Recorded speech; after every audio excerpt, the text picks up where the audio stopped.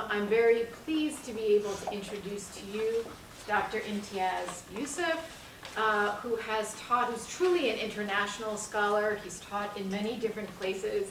Currently, he is a research fellow at the Center for Islam in the Contemporary World at Shenandoah University, probably closer to us than he's been in a long time. But he taught for many years in Thailand at the College of Religious Studies at Mahidol University, at the Center for Buddhist Muslim Understanding. He also most recently has taught as associate professor at ISTAC or IIUM, a very well-known university in Malaysia. And Dr. Yusuf is someone I have met before in a variety of interfaith contexts, Buddhist Muslim, Buddhist Christian Muslim dialogue, so it's wonderful to have him here with us today. He's truly someone who is not just an armchair scholar of this subject, but has been very much teaching about Islam and interfaith relations in Buddhist and other Southeast Asian environments. So please join me in welcoming Dr. Yusuf.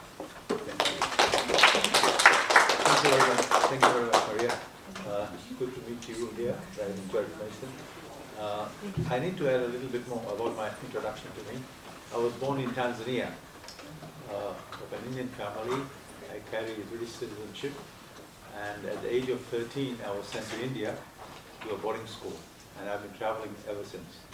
So I did my high school, and then my BA in politics in India, MA in Islamic Studies at Muslim University, India. Then I did my PhD at Temple University, Department of Religion. And then I moved to Thailand. I taught there for 30 years. Then I moved to Malaysia. I taught there for 4 years. And I just moved to Vietnam a month ago. I speak 6 languages. So I say I was globalized before globalization. Your globalization is all this technology. But my globalization is made up of languages, cultures, and religions. So I come from a very human-centered understanding. Now, when I say human-centered, some people get on me and say, "What do you mean? Are you talking about humanism in Western philosophy and all that?" No, I'm not talking in that terms at all.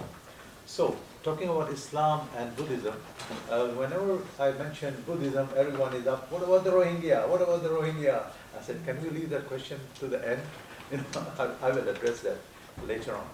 So, let me talk about here. So Islam and Buddhism are the 2 main religions of Southeast Asia. Muslims make up 42%, can you see? All right. And Buddhists make up 40%. So that is total 82%. And Christians, mostly Catholics, are in the Philippines. So they are about 10 to 12%, and then you have the indigenous native religions. Now, if these 2 communities war with each other, whole of Southeast Asia is going to collapse. Now, Southeast Asia has, since I've lived in many parts of the world, Southeast Asia has its own characteristics, which is, it has an ethos of, a different ethos of Islam, different ethos of Buddhism, and Buddhism is the home of Southeast Asia today. So Islam, as I said, is the second apart from that, and they have had, actually Islam and Buddhism have a long history in interreligious and intercultural exchange in India, Central Asia, Southeast Asia. And it has many dimensions. I prefer to use the word understanding than dialogue, because when I was a student here at Temple University in 1984, dialogue was in infancy. Nobody was talking about dialogue. So I prefer, dialogue is a very deep experience. So you have to have understanding only. Later on, you can get to dialogue. So my presentation is about the history and current state of the relation between Islam and Buddhism. Okay, my perspective is to look from I'm looking at Buddhism from a Muslim perspective. Secondly, it's not polemical, it is phenomenology of religion and history of religions approach. Many people ask me, "Are you a perennialist?" I say, no, I'm not a perennialist. You understand, right? I'm a parallelist. I believe in the definitions that parallel lines do not meet, except at a meeting station, like a train meets at a station. Then we have an exchange between cultures, religions, languages, whatever you have. And then you go to the next station or to the next station, you keep on going. So religions are parallel lines for me, and they meet at a platform and separate again to meet again. And each of religion is unique in their own, in itself, and it opens space for dialogue and understanding. So I reject the myth of religious superiority of any particular religion. I believe in equality of religions, and people get troubled when I say that. I say, why, when we accept equality of human beings in, say, the Constitution or in social relations, so what's the problem about religions? What comes first, humans or religions? Religions can come later on. So I believe in equality of religions. Many people get upset with me. They say Islam is the final religion and it is superior. And it is, when you say that, when I say that, they question my faith. I gave a talk on Islam and Buddhism in London in Leicester a few years ago, and somebody thought, when I talked about equality of religion, he said, you're so close to dropping to hell. So I said, I don't mind. And above all of it, I was not talking about Islam and Christianity or Islam and Judaism. I was talking about Islam and Buddhism, and Islam and Buddhism, Islam and Hinduism, because Asian religions are considered by the monotheistic religions as being polytheists. Actually, it doesn't apply. The contest between monotheism and polytheism is applicable only to the Arabian theater or to the Middle East, or what we call the ancient Near East. The term polytheism is irrelevant to Asian religions. Hinduism, Buddhism, Shinto, Taoism, whatever. So I tell them it is a misplaced term when we talk with, when monotheistic religions, they see they are better than others, they think they are revealed religions, while the Asian religions do not have a revealed, the concept of revelation or incarnation. They have their own understanding of what religious experience is all about.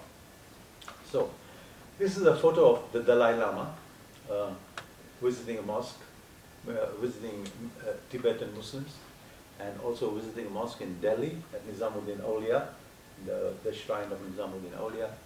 And whenever you meet Dalai Lama, when Muslims meet him, he says, it was a Muslim who predicted when he was a child that he would become the Dalai Lama.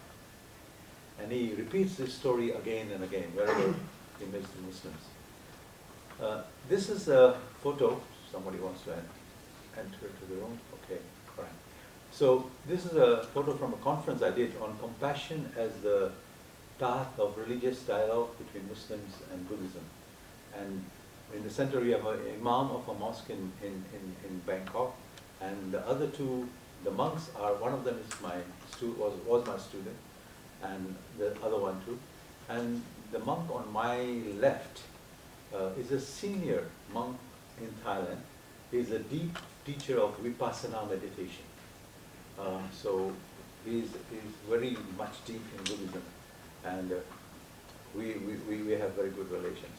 So there's a verse in the Quran in chapter 5 which is mostly neglected, and it is talking about فَاسْتَبِقُوا الْخَيْرَاتِ. If you know Arabic, which means that religious differences are ordained by God, but we should not make religious differences as a platform for conflict, rather to compete to do good. فَاسْتَبِقُوا الْخَيْرَاتِ. And the verse says, at the end of life, God will tell us why were there religious differences. But you see, the whole world today, you have all these issues of religious conflict. Now, very brief, I had to introduce this slide, the main teachings of the Buddha. I'm not going to deep into Buddhism. As you know, I probably understand most of you have studied about Buddhism, elementary or whatever. He was a prince, and his father protected him from seeing suffering. So one day he leaves his wife and goes out, and then he has nirvana, nibbana or nirvana. Now, nibbana is used in Pali language, which is the language of the Theravada tradition, while nirvana is a Sanskrit word, and it is used in the Chinese, Japanese, Korean Buddhism, the Mahayana tradition. They use Sanskrit. And he had 4 sights of an old man, a sick person, a dead body, and a meditating monk. So this was the first sight, and he asked the question, why do people get old? Why do people get sick? What is death? And he saw a monk. We are in India now, okay? So it's a state, is a time where Buddhism and Buddhism did not, no, Buddhism is also a problem here because it is an Orientalist ism of something. So Buddhism or Mohammedanism, is all Orientalist intervention. The Buddha never called his religion Buddhism. He called it the Arya Dharma, which means the way of the noble. The way of the noble, to become a noble person. And so the word Buddhism is an invention. You can stop me anytime, okay? We could get interactive. Otherwise, I'll just keep on talking. Okay. The other thing is here, so the Buddha he meditates, and then he has this nirvana experience, which is an inner experience of the ultimate reality. In history of religions, correct me please, we believe that there are 3 types of religious experiences. One is from the outside, which we find in the monotheistic religions. The church bell or the horn of the Jewish Judaism and the Quran is external. While Asian religions, Hinduism, Buddhism, they have an inner experience of the ultimate reality.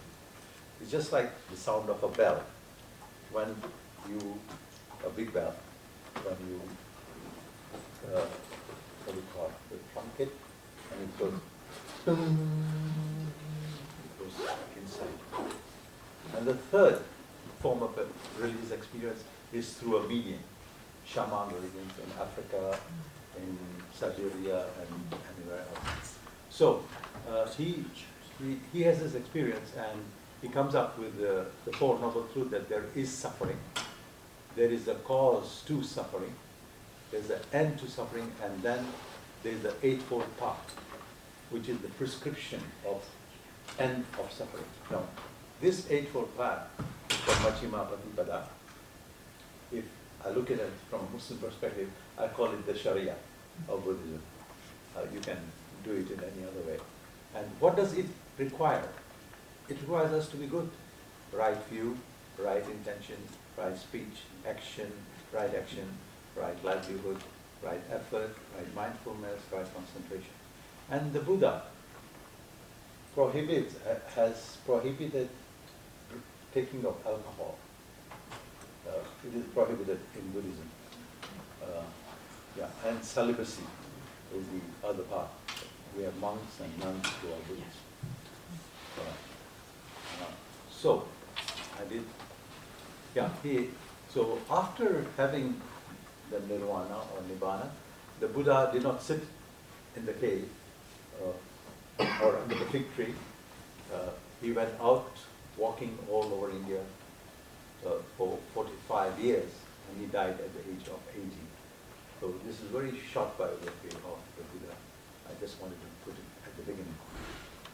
Okay, encounters between Islam and Buddhism are as old as Islam. The first encounter takes place in the middle 7th century in India, or in the area called Sindh. Sindh is a province in Pakistan. If you map up Pakistan, the city of Karachi is in Sindh. Muslims landed in Sindh, and they saw Buddhist monks and Buddhist monastery. And So Muhammad bin Qasim, who landed on Sindh, did not know how to relate to the people of that region. So he wrote to Damascus, to Imtiyaz bin Yusuf, and asked the ulama, the religious clergy, what is the relationship between the Muslims and the Buddhists? And the reply came that treat them as people of the book or Ahl al-Kitab. Now, Ahl al-Kitab, if you are in Islam, is people of the book. It's mostly restricted to revealed religions, to Judaism, Christianity, and Islam. Now, here, when Islam comes and meets with Buddhism, the concept of Ahl al-Kitab gets expanded. So it includes the Hindus and the Buddhists. Kashmir was a very important center of Buddhism. Brother Dr. Dr. Ghulam Pai is here, is from Kashmir. So, and it is from Kashmir that Buddhism went to China. I'll come to that later on. Okay, and then in Central Asia, most of the Buddhist works were translated into Arabic, like Bilal al-Buddhasa, Kitab al-Buddh, and it goes on. So I'm not going to go into detail here. At-Tabari, a famous historian, talks about Buddhist idols being sold in the mosque in Bukhara. How many Muslims in this room? How many Muslims in this room? 1, 2, 3, 4. You have heard the name of Imam Bukhari. Imam Bukhari, people think is an Arab, but no, he is from Bukhara. Imam Bukhari is one of the collectors of the Hadith, or sayings of the Prophet, and he is from Bukhara. Now, the term Bukhara is Vihara, comes from Vihara, city of monasteries, Buddhist monasteries. Many Muslims don't know that. So, I mean to say, his lineage was Buddhist. So, he comes from the city of monasteries. And then in the 12th and the 15th century, Islam and Buddhism have a mystical interaction with Siva Buddhism in Southeast Asia, in Indonesia, Malaysia, Thailand. And if you go to Southeast Asia, they have what is called the madrasas, or the religious seminaries or religious schools are called pondok or pesantren. If you read Clifford Yeats, he mentions all of them. And if you look at the model of these religious schools or seminaries, they are patterned according to the Buddhist temple schools. In the center is the home of the guru, Tuan Guru they call him. And if you go to a temple, in the center will be the home, will be the residence of the abbot of the temple. And then you have huts around them in all temple schools. It's the same thing in Muslim seminary schools. In the Pondok, we have the same thing. So the students who go to study in the seminary, they live in a hut. So you see, there's a continuation. Though they become Muslims, but there's a cultural continuation, historical continuation of Buddhism in their own practice. Now, Al-Biruni is the famous person who wrote about Hinduism, but when Al-Biruni was in India, he studied Sanskrit, but by that time, Buddhism had died in India. It was not available. So he studied Hinduism. But there were, between the 11th and the 13th century, there were several pioneers, Muslim pioneers who studied Buddhism. Buddhism. First among them is Asharastani. He writes Kitab al-Milal wa Nihal, and this book is regarded by Eric Sharp as one of the first history of religion. And in that book, he views the Buddha as one of the 124,000 prophets, which Muslims believe that there were. In the world, there have come, in the history of humanity, there have been 124,000 prophets. Of course, all of them are not mentioned in the Quran. Otherwise, the study of Quran will become a dictionary of religion. Dictionary of Quran. All right, so only 23 are mentioned, or 25. So, 124,000 prophets. So, Asharastani believes that he is one of the prophets. Then Rashid al-Hamdani in his book Jamia Tawarik, talks about the Buddha. It is considered as the first world history, and it is available, this book by Shella Blair, a very expensive book to buy. I tried to buy it $5,000. There's no way. I can't afford that much. All right. So here is a portrait, a Muslim painting of the Buddha before Nirvana. This is not the Buddha which you normally see. The Buddha is on my right-hand side. He's like a Middle Eastern person wearing a turban, and is dressed in a very Middle Eastern way. And on the other side is the Mara, or the Shaitan, who is stopping from Nirvana to happen. And the Buddha is giving him a fruit to the devil, so that the Nirvana or Nibbana is not obstructed. Is not obstructed. Now, many Muslims have never seen this photo, this kind of a painting. And this is how Muslims view the Buddha, and not the way as we see today. And in the same book, there is this painting about the forest where the Buddha achieved Nibbana. And this is the Kushinagar, is where another painting from the same, where the Buddha entered Mahaparinirvana, means post-Nirvana, or post-Nibbana, means it is extinct. He is not going to be reborn. There is no rebirth after this, no samsara. The other Muslim historian of religion is Hafiz Abru, and he wrote a book, Majma' al-Tawarik, in which he also writes about pre-Islamic prophets until Muhammad, and there are several paintings in that book. This is in Farsi, and there's Buddha, his disciples are sitting around him. The disciples are sitting around him, and the Buddha is dead. That is his corpse there. So, can you see that clearly? Oh yeah, okay. Actually, there are many others, but I try to make it short. Right. All right. On a comparative note, the first Western Christian book on Islam, on Buddhism, was written in 1844. So what I'm trying to say is that Muslims studied Buddhism much before. Then you have this big gap until today, until the Rohingya, or Sri Lanka. So we have stopped studying Buddhism.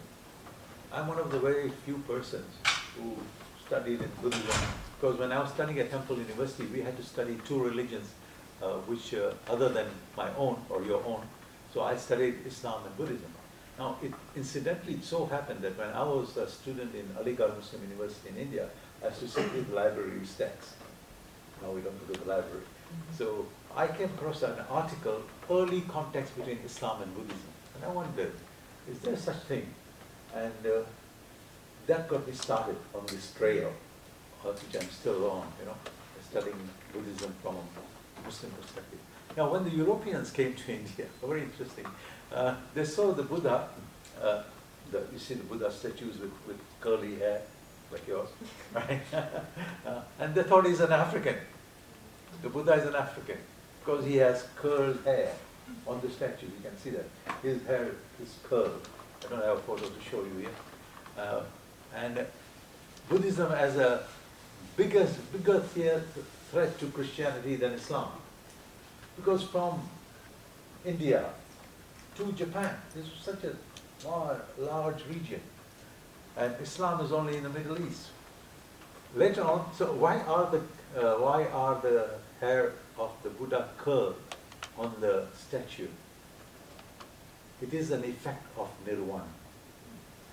Because you have your nirvana. So we have an enlightened Buddha here. Okay, so this is according to Buddha Silapa, or the art of Buddhism. The Buddha has, that is an effect on his personality, on his personality, on his person. So, this would today, this is where only in the 19th century onwards, Western studies about Buddhism started, especially in the Orientalist schools and Orientalism over the decades.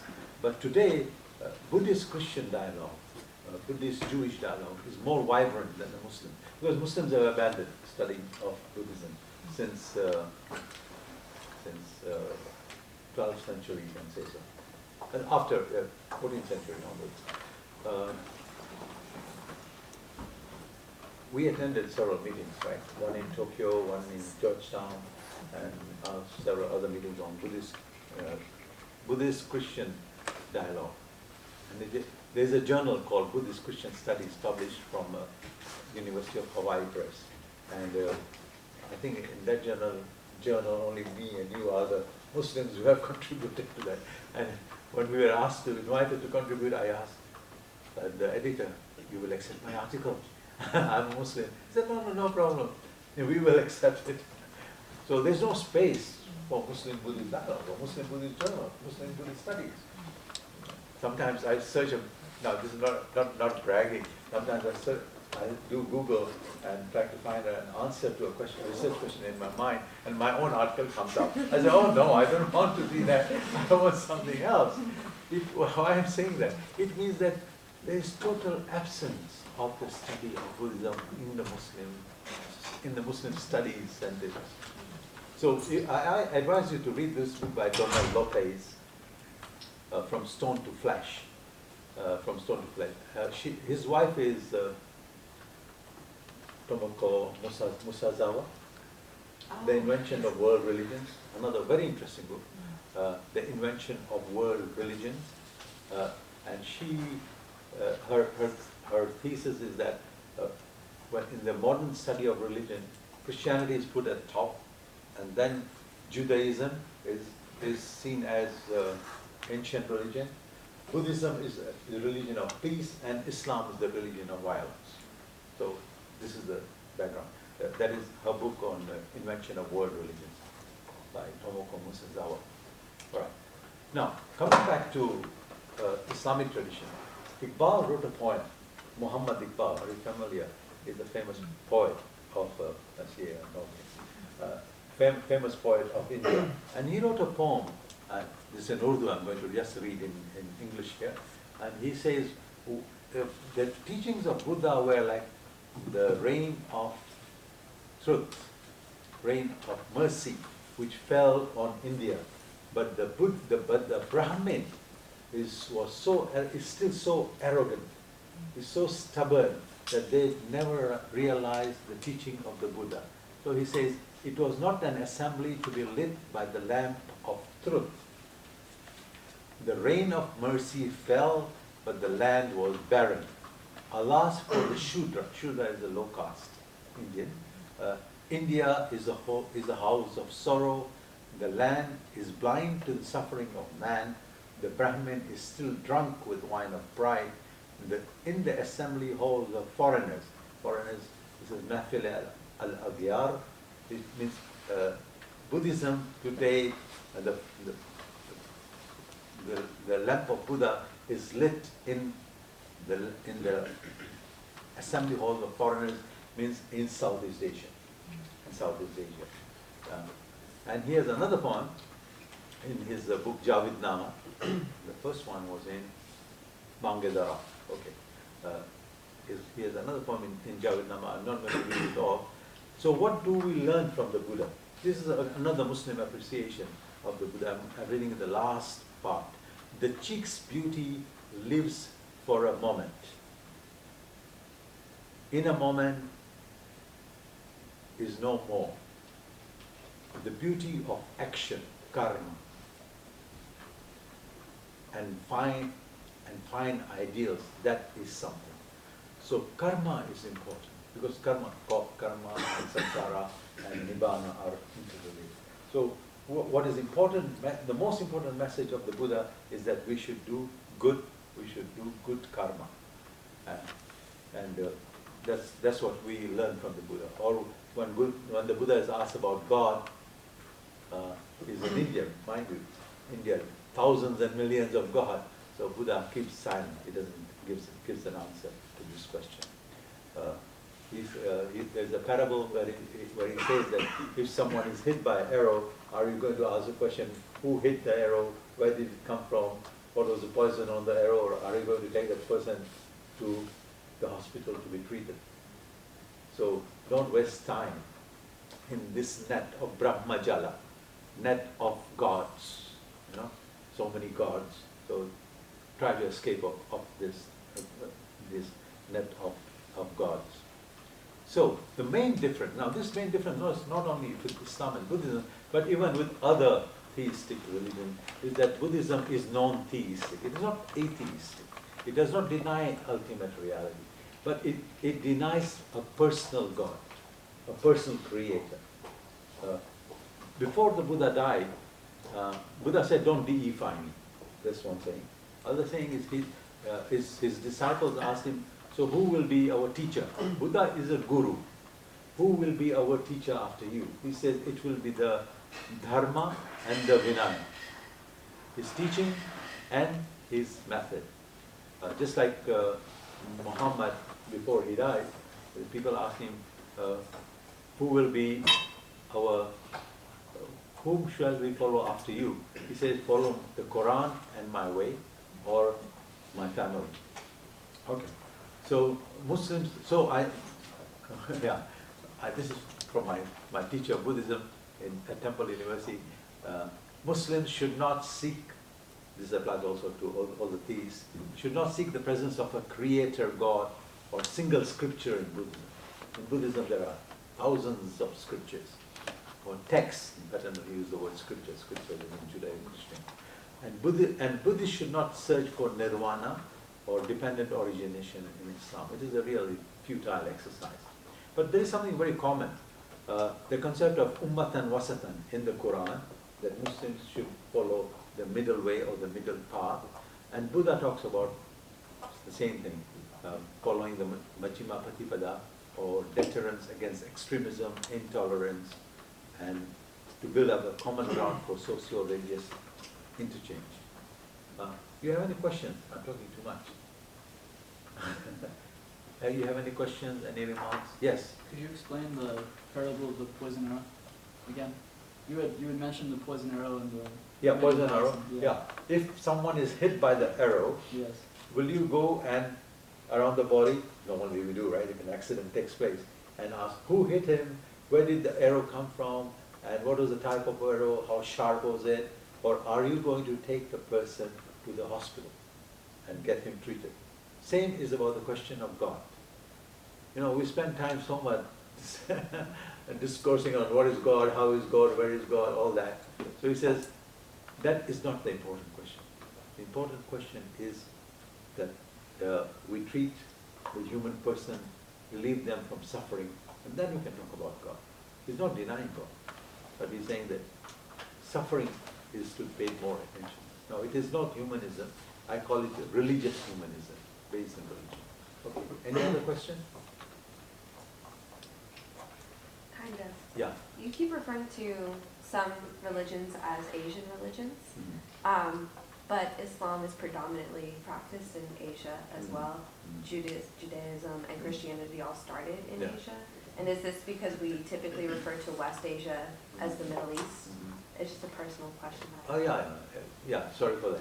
Yes, all these religions are present all around the world, right? But this geographic definition that Islam is only from the Middle East, Christianity and Judaism is all, this is just for simplicity, for simple explanation. But Asian religions never call themselves the Asian religions. But for example, when we talk about Middle East, Middle East of whom? Middle East from which angle? For me, it is not Middle East. I am in Vietnam. My Middle East is not there. My Middle East somewhere else.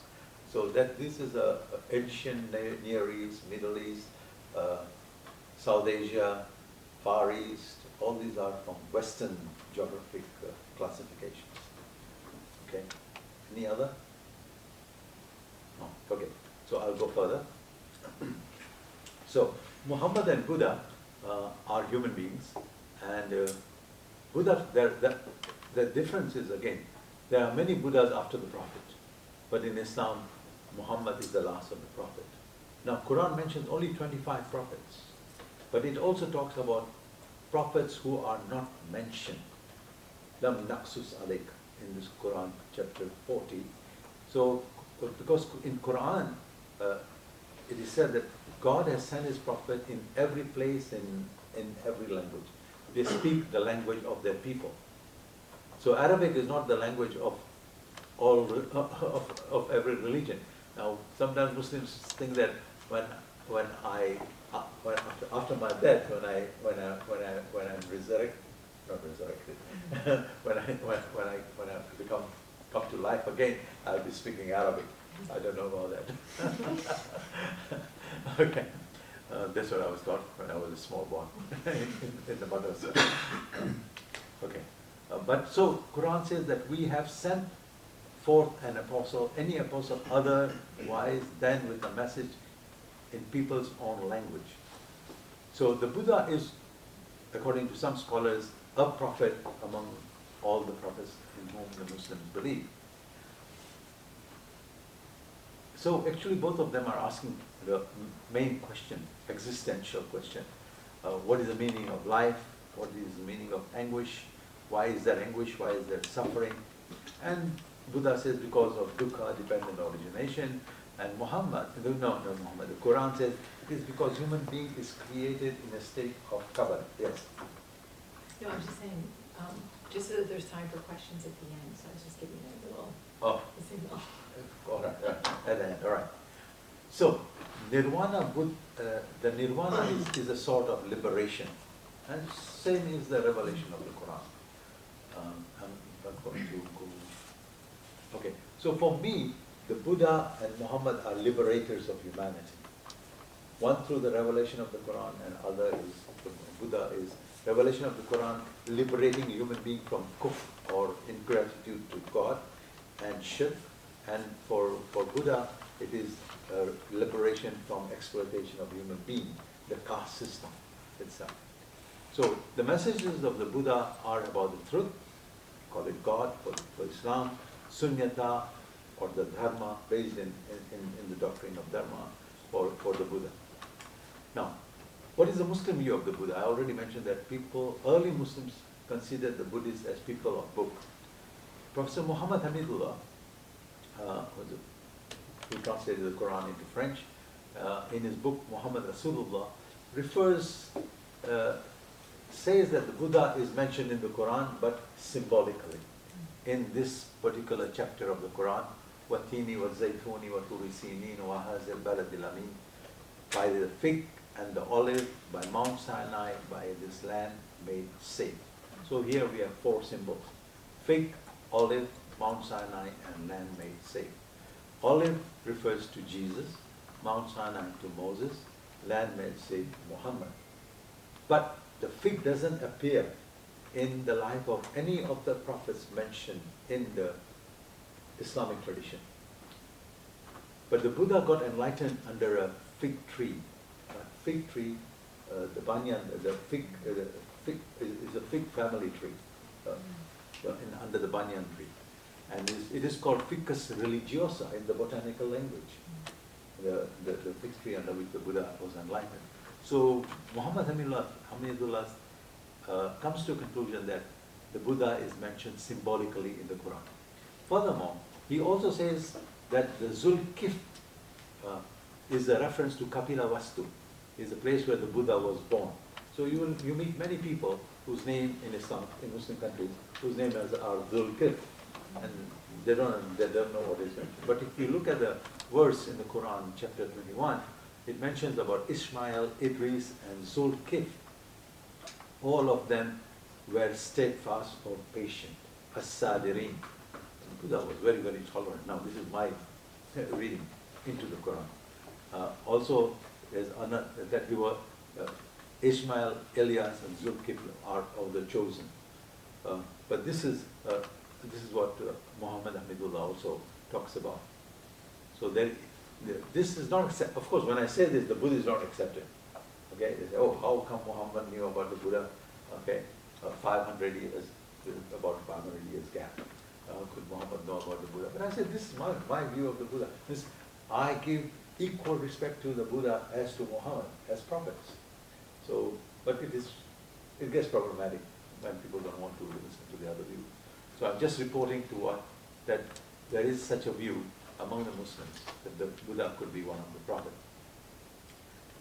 On the other hand, the Muslim view is that Buddhism is a false religion, right? It is a religion of polytheism, or it's a religion of idol worship, which it is not. When the Buddhists do like this to the Buddha statue, they are not worshipping the Buddha or praying to the Buddha. They are paying respects or homage to the teacher, to the Guru, to the Mahaguru. But if you are looking from the monotheistic lens, it appears as if they are worshipping to the idol worship. Because, as I said in the beginning, the contest is between monotheism and polytheism. So we need to relearn of what we have, what is presented to us. Okay, so the messages of the Buddha and Muhammad, as I said, are liberation, one through Tawheed and other through Sunyata. Okay, I'm going to skip this slide. And okay, now let me talk about Southeast Asia, because that's where it is very interesting parallel that when Buddhism was established in Southeast Asia between 5th and the 10th century, in the Malay Peninsula, into Indo-Malay archipelago. At the same time, Islam was arising in the Middle East. Very interesting. Muhammad was having his revelation in the Middle East, in Arabia. So from 11th to 12th century, Buddhism of Mahayana Buddhism was the religion of Java and Cambodia. This is Mahayana. So you have these two developments taking place in Southeast Asia. Similarly, so another thing which happens in Southeast Asia is that the Theravada religion, Theravada tradition is found in the mainland Southeast Asia, while maritime Southeast Asia is made up of Islam. I mean to say Indonesia, Malaysia, Brunei. Philippines is majority Catholic, while the mainland is Theravada tradition. Modern scholarship has demonstrated the presence of Southeast Asian monasteries. Okay, and that's archaeological. But interesting thing about Southeast Asia is that these religions, whether Christianity or Islam or Buddhism, they are identified with ethnicity rather than the messages of liberation. So, when you go, these are some books we can, let me skip this one. If you go to Southeast Asia, you will see ethnicity. A Malay is a Muslim, a Thai is a Buddhist, a Filipino is a Catholic. So if you say, I am a Filipino Buddhist, it sounds very strange. Or I'm a Malay Christian. Because here religion gets devolved to a level of ethnicity. So ethnicity is the identity maker. Yet there are dialogues taking place in Southeast Asia. The Dalai Lama has mentioned that Buddha would have helped the persecuted Rohingya refugees. Now there are some scholars like Gus Dur. Gus Dur is the former Prime Minister President of Indonesia, Abdurrahman Wahid. He had many dialogues with Japanese Buddhists, and there is also a photo here. You see this is a very recent, 2023. A group of Malaysian Muslims went to meet the Dalai Lama in Dharamshala, and he wore the Malay cap. He's wearing the Malay cap, if you can see, right? Yeah. And there are several other Buddhist monks who have initiated Muslim-Buddhist dialogue in Taiwan and in Japan, and Buddhist extremist monks. I call it non-violent extremism. Okay, and also in Myanmar, you're familiar with this, you have seen this. So, like every religion today, even Buddhism has become extremist. Okay, this is no Rohingya, monks saying no Rohingya. surely the Buddha would have not tolerated that, you know. All right. In Thailand, there is a lot of war, there's a lot of conflict, but it's about land and ethnicity and language. And it's not only one-sided, it's both-sided. This is how children go to school. You can imagine, you know, what will be the impact on their psychology later on when they grow up. Monks go to collect arms with military accompanying them. The Buddha never went like that. And monks have been attacked and monks have been killed. Yet there are many attempts for peace. There's a need to build Muslim-Buddhist understanding, and also not only here but in Southeast Asia, because there's the rise of Islamophobia and, as you know, all that. So here I do many conferences on Islam and Buddhism. Here I see a monk and Shri Azizan, she's the professor interreligious dialogue in Malaysia. These are my students, Buddhist monk students. They study Islam with me. You see this nun here.